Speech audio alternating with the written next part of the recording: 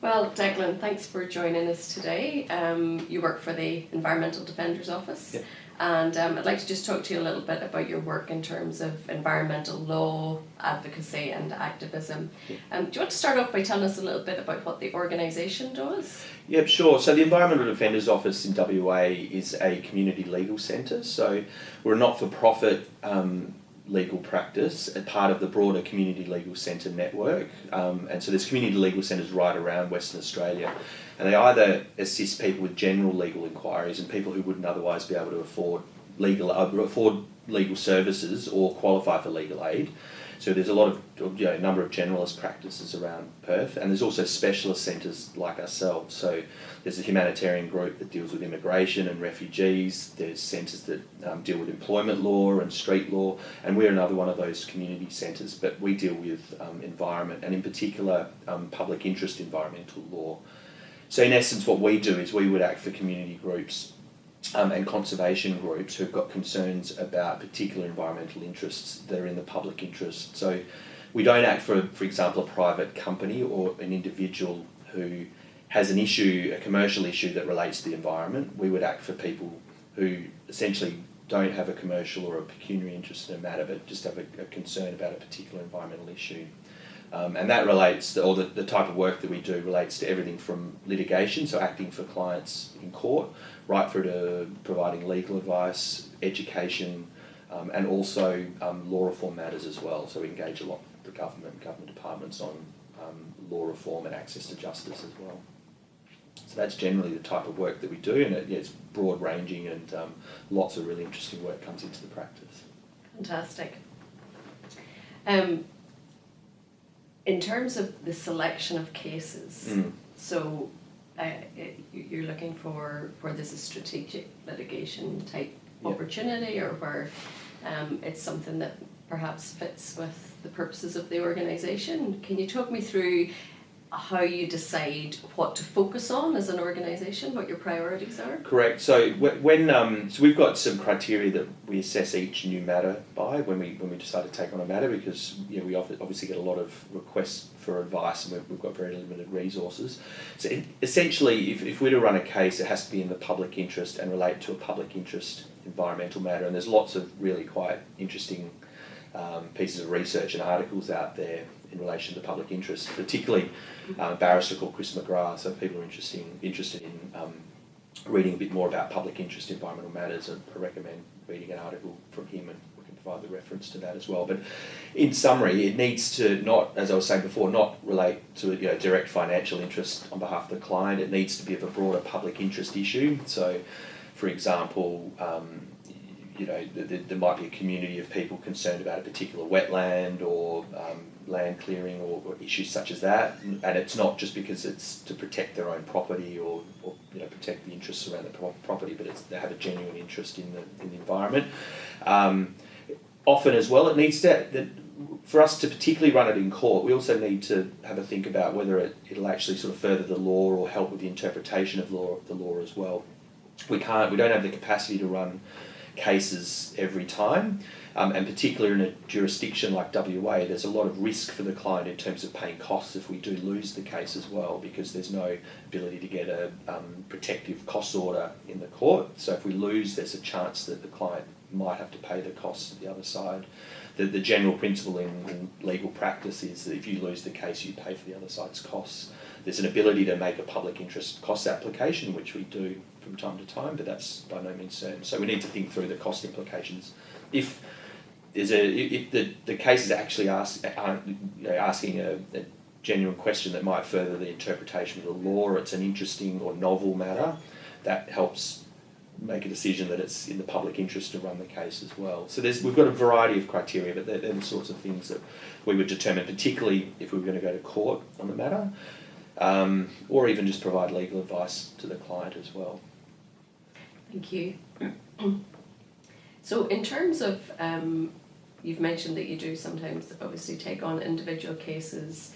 Can you give us some examples perhaps of work that you've done that has been, you personally view as a particular success story, but maybe also some of the challenges that you've experienced? Well, perhaps I might start with the challenges actually, particularly in Western Australia. We don't have a land and environment court, so some of the students might have heard about the particular land and environment court in New South Wales, which can actually look at the merits of particular decisions. So clients can actually go to the land and environment court and get a particular decision to approve a mine reviewed by that court, and that court can actually look at the scientific issues and whether that decision made by the government was actually reasonable or was the best decision that could have been made. So they can actually look at the actual technical environmental information. Here we do have a system to review the decision, but that goes to the Minister for the Environment, and it's a less formal process, and we do get involved in those, but it's a lot more difficult to actually get your concerns heard in open court, which means in WA, the main recourse for formal legal review is actually to go to the Supreme Court on what you call judicial review, which is actually looking to see whether there was an error of law in the decision. So it can actually be quite a technical process to take judicial review action, and it's really the principles of administrative law apply there. And in those cases, the word environment barely gets mentioned, and you might not even look at environmental issues at all in the case, because it's all about whether, for example, the decision maker interpreted the statute correctly or not. And EDO in the past, prior to my time, has had some success in judicial review applications, and they're important in the sense that they help interpret the Act and give an understanding to the broader public as to how the Act should apply. But at the same time, it might not get you the final outcome that you want. So quite a well-known decision in recent years was in relation when EDO acted for the Wilderness Society to challenge the approvals for the James Price Point onshore gas facility that was run by a joint venture, including Woodside, and the EPA undertook an assessment of that project, and a challenge was made by the EDO on behalf of the Wilderness Society on the basis that EPA board members had a conflict of interest when they undertook that assessment, because some of those EPA board members held shares in Woodside at the same time as they were undertaking the assessment. And so that was a success story, although there wasn't a lot to do with the environment in that, but it actually, one, helped the client achieve its aims because that project is still on hold, but also it helped actually clarify for the EPA that it should be a bit more diligent in terms of its processes when it undertakes assessments of major projects that are in the public interest. Both, there's a public interest in having major developments and creates jobs, but also public interest in terms of environmental factors for things like that. But there's also challenges. We've run a case over the last 12 months. We challenged the decision of the former Minister of the Environment before the last year's state election to approve the Yeelirrie uranium mine. So we're acting for 3 traditional owners and the Conservation Council to challenge that decision to approve the uranium project. Again, that related to a ministerial decision to approve the project when that minister had made a different decision along the way in the appeals process. So we said that the 2 different decisions the minister made contradicted each other, and there's provisions of the Act that are quite technical that deal with that, and we actually lost that at first instance before the Chief Justice, and we're now appealing that to the Court of Appeal, so that will be heard early next year. And we think we've got a strong argument for success, but at the same time, we also think it's in the public interest to run that because it's quite an important provision in the Environmental Protection Act that has never been considered by the courts before. So that's an important case to run. But the challenge for us is we're up against the State Solicitor's Office, so the state, and also the mining company, and we're all very well resourced, and we run our case with pro bono barristers and law students who help out on that, which is a lot of fun, but it can be quite challenging as well. So they're probably 2 examples of court cases, but we'll often run appeals via that ministerial process and also just advocate on behalf of clients every day to the EPA and other regulators, and we have lots of little successes along the way by getting good outcomes through that as well. So it's not always all about going to the court either, because that, as I was saying before, can be quite expensive and high risk to clients as well. Fantastic, really interesting examples, and it did strike me as you were talking as a bit of a David and Goliath type scenario. Which is fun, but we need to be careful in terms of what we take on, because I'm the only full-time staff member here. We've got some great junior lawyers who are part-time, and then the rest are law students as well that help out and volunteer and get great experience. But it's we need to choose our cases carefully. Could I ask you a little bit about the sort of the structure of the organisation, Yeah. the funding? I'm also interested in the fact that you're a community legal centre. I know, for example, in the human rights area, the National Association of Community Legal Centres does quite a lot of work in sort of pooling information from the community legal centres around the country and putting together submissions on Australia's human rights record, etc. Do you have that kind of network through the National Association, or so maybe just a little bit about structure and networks? And so we're part of the Community Legal Centres Association, which is the national body, as you've mentioned, and there's also a state body that helps coordinate us as well. So we regularly participate in meetings of other community legal centres, and we're also part of a network of environmental defenders offices around the country, which are also community legal centres. So from time to time we might help provide information for example, the National Community Legal Centre's submission, if there is one at a Commonwealth level. But I guess because we're quite specialised in terms of the work that we do, we would also put in joint submissions to the Commonwealth Government as part of the National Environmental Defenders Association network as well. So if there are changes mooted to Commonwealth environmental law, we would put in a submission on that. But there's also been, proposals nationally in terms of law reform, although I don't think it's reform in terms of cutting funding to environmental organisations and charities and things like that. So often we would get together with other community centres to make submissions in terms of that, because particularly in recent years, the not-for-profit sector has been under increased pressure in terms of funding from government, and particularly community legal centres as well. So we, like other community legal centres, we get some funding. We're only funded partially by the state government, which is great, and we're very grateful for that. We don't currently get any Commonwealth funding, but we did in the past.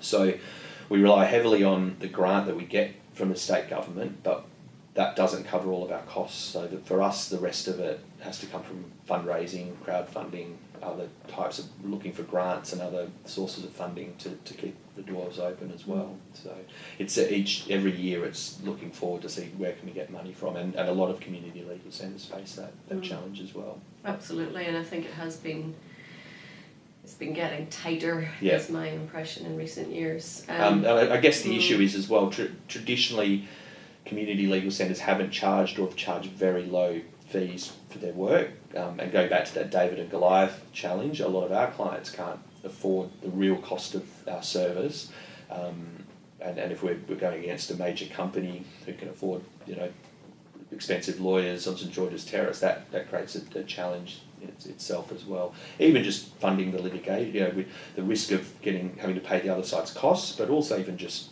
paying for photocopying and all the court documents and the court fees, you can run into thousands of dollars. So we always need to talk to clients and think through how we're going to pay for this as well. Interesting. Could you maybe talk us through a little bit the interaction between Commonwealth and state law in relation to environmental matters, and any particular difficulties you see at the moment in terms of perhaps opportunities for law reform? Okay, so at a high level, there are two sets of laws that relate to the environment in Australia. So there's the Commonwealth laws, and the main law is the Environment Protection and Biodiversity Conservation Act, and that's the national environmental law, so to speak. But that and that applies in WA, of course. For the main part, that primarily applies to what is called matters of national environmental significance, and there are 7 or 8 of those categories of matters of national environmental significance. Most relevant to us usually are species or communities, so whether flora or fauna, that are listed nationally as important because they're endangered or of a significant nature themselves. And so if a particular project, mining project or other development, will have a significant impact on those matters of national environmental significance, they need to get assessed and approved at a Commonwealth level by the Commonwealth Minister and Department. And that Act also applies on things such as Commonwealth land as well. So a classic example of a matter of national environmental significance would be the Great Barrier Reef, for example. So if there will be an impact on the reef, that would need Commonwealth assessment and approval. Here in WA, an example of a species would be the Carnaby's cockatoo. So a lot of people have read about that species, and particularly in the southwest. So there will be an impact on the Carnaby's, that would need approval at Commonwealth level. At state level, there's the Environmental Protection Act, which provides us essentially the blanket sort of regime, and there are a range of other laws as well, over development and developments that would impact on the environment. So, for example, that sets up a regime for assessment of impacts, clearing of vegetation, pollution, environmental harm, those sorts of things. So major projects would need approval and assessment under that regime as well. The way that it's been set up is that they should be complementary to each other. I mean, there's a lot of debate, ongoing debate, particularly from developers, that there are too many regulations and what they call green tape, and that the laws should be merged, or that, you know, if there's an assessment at a state level, then the Commonwealth approval should immediately follow after that. So there's a lot of debate, you know, from the development sector to say that they should be stripping back regulation and that it's, you know, restricting economic development and things like that. Of course, we don't agree with that. We actually think environmental laws should be strengthened, particularly at Commonwealth level as well. And we think that the Commonwealth have a responsibility to set stronger overarching aims for environmental law.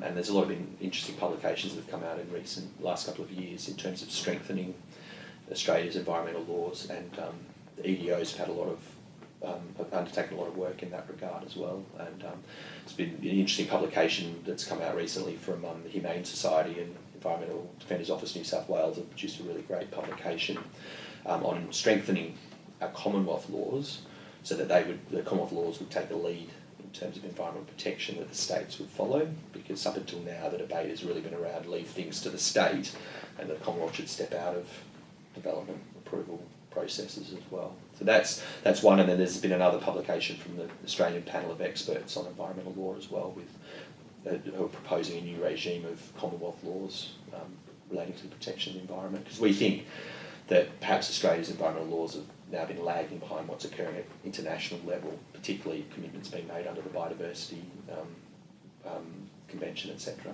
as well. Okay, interesting. And I was just going to ask you about that, because obviously in my area, which is more in the human rights area, we very much look to the international laws and often find ourselves lacking. What are the key international instruments in relation to the environment, and is there a way of monitoring Australia's performance with regard to those? Yeah, so I mean, I guess particularly for our purposes, the main one that I see is the Biodiversity Convention and the work that's done by the parties under that as well. And that convention and the work that flowed from that, and there have been a number of conferences that led to that convention and beyond that, essentially set the regime for the principle of ecologically sustainable development. And so I'd encourage people to have a look at the relevant website for that convention.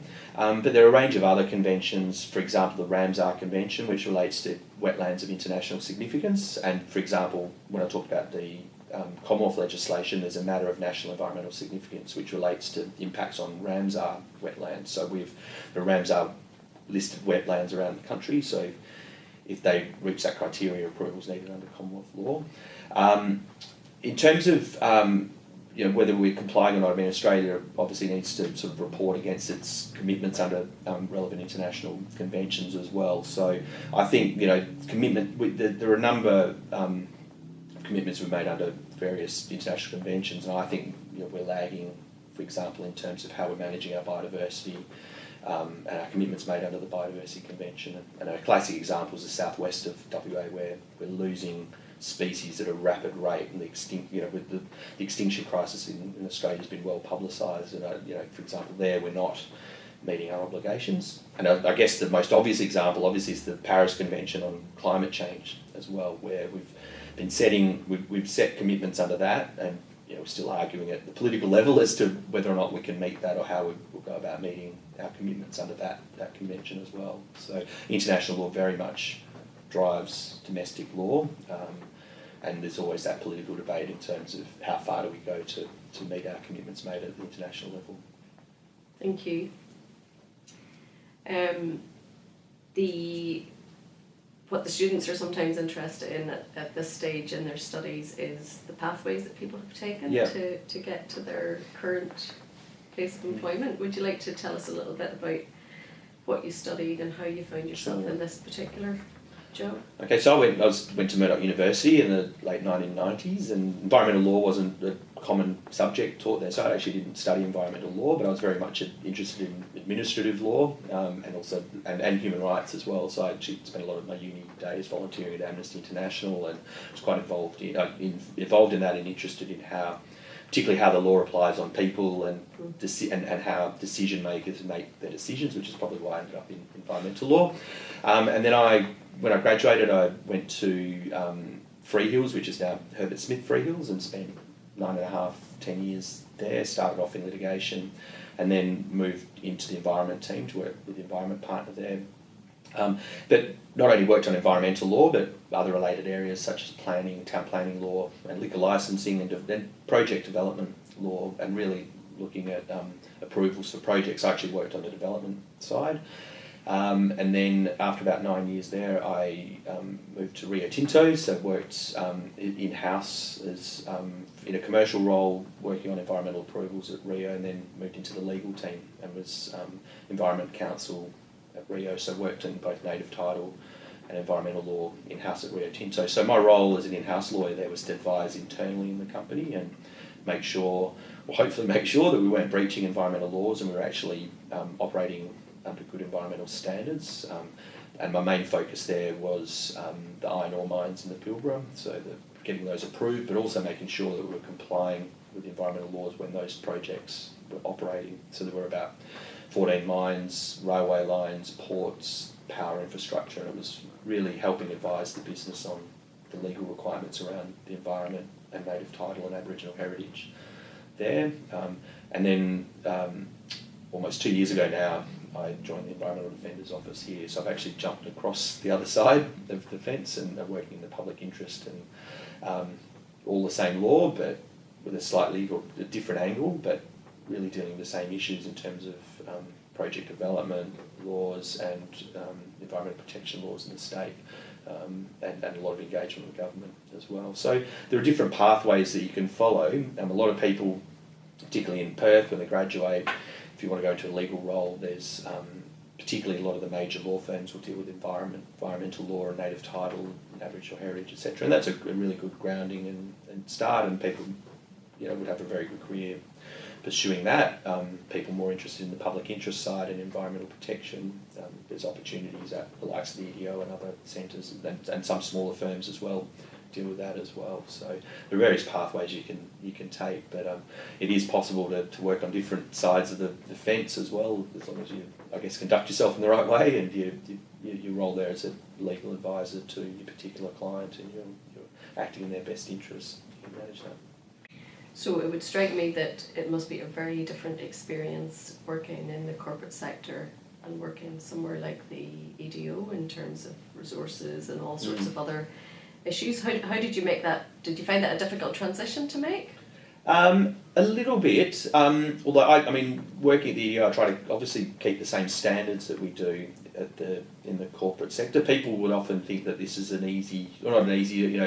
perhaps a slower pace or whatever, but that actually surprised me. It's actually busier, and the legal work is actually more challenging and interesting, which is great. But it's essentially we're dealing with the same matters, I'm dealing with the same people in government, just from the other perspective. So in that sense, the change was relatively smooth. But perhaps getting to know another broader range and different range of clients has been interesting and a good challenge. But in terms of resourcing, it definitely is.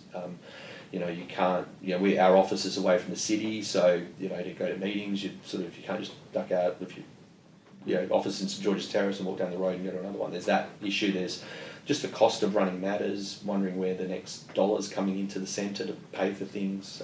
Even to the point, if the photocopier breaks down, I've got to deal with that where, Rio Tinto, you sort of call the hotline and someone would come out and fix your computer straight away. So there's those challenges, but, I learned a lot through that as well. So it is a challenge, and it and not being as well resourced.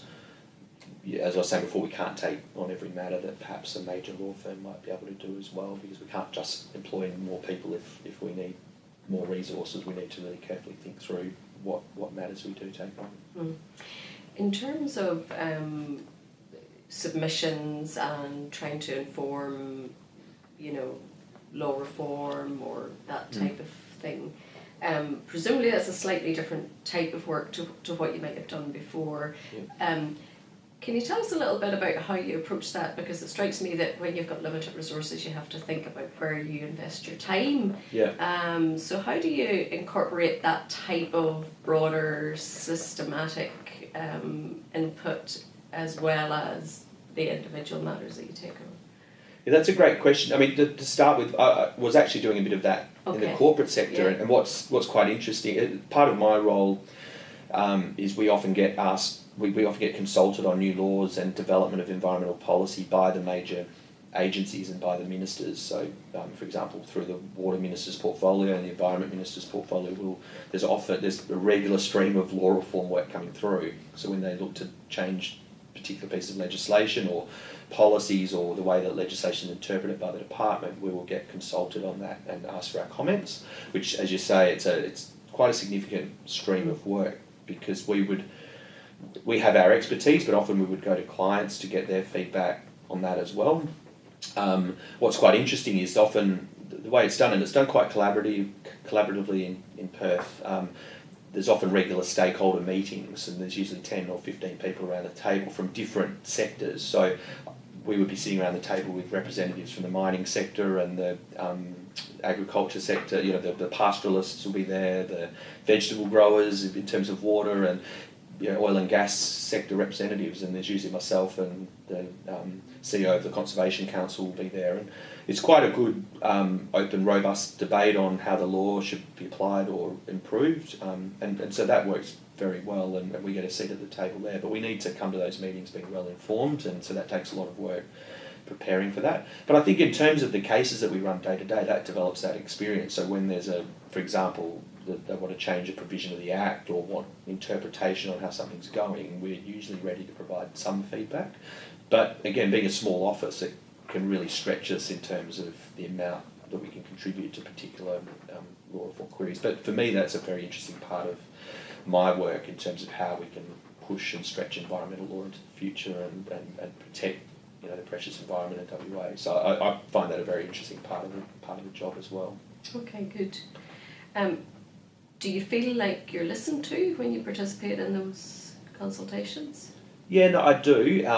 I think the resources industry particularly gets, because they're better resourced and they've probably got a more ongoing dialogue with the government, perhaps have a more significant influence in how the law's interpreted and applied as well. And a lot of pressures put on the government by developers to make the approvals processes for major projects run quicker and more efficiently. Now that might be fine, but from our perspective, it still needs to be done properly. And I think government needs to be more prepared to say no to particular projects that aren't environmentally acceptable. But I think particularly in the last year or so, there's definitely an open dialogue, and we do get listened to, and there's been times when we've put in submissions and we've been able to make small changes and different changes to how the law operates as well. But it's about doing it in a constructive manner, and my view is, I don't want to pick a fight on every single matter. Like, you need to look at where is there a genuine legal issue and where can we win on this point. And the issues that we have run arguments on, I think we're genuinely listened to, and changes do get made, but not always. And it is a very pro-development state, and that won't change in the foreseeable future. It's about looking at where we can make positive change for a better environmental outcome. So it's quite a strategic way of working. And it can be quite easy. We get requested all the time to participate in reviews of things, and sometimes I just have to opt out because I think, it's easy for me to turn up to a meeting, but if I'm not going to have something constructive or something valuable input, it's probably better I work on something else. But at the moment, there's lots of really interesting dialogue happening between government, industry, the environmental sector around law reform as well. And for example, yesterday I was at a meeting with the Water Minister, who announced that there's new water resources legislation coming out, which will update legislation from 1914, and successive governments have been working on this bill over the last 10, 15 years, and they're now ready to start drafting the bill. So we will be consulted on that as that goes through the process. And by the time it gets to Parliament, that piece of legislation's had consultation with different parts of the community both the conservation sector and ourselves, right through to developers and people who rely on water for different parts of their business as well. And that's an example of where government consults with different stakeholders, and if it goes well, then they're able to get the bill to Parliament where there's general consensus that it's a good piece of legislation. So that doesn't always work out well, but if it's incumbent on us, if we've got an issue with a particular piece of legislation, to raise it early in the process to try and get that worked out before it gets into Parliament, because obviously once it's passed, it's almost too late as well. So that's a really interesting part of the role as well. Fantastic. If you had a kind of a wish list of the top 3 things you would change in terms of laws, either Commonwealth or state level, if someone gave you a magic wand and let you change whatever you wanted to change, 3 wishes, what would they be? 3.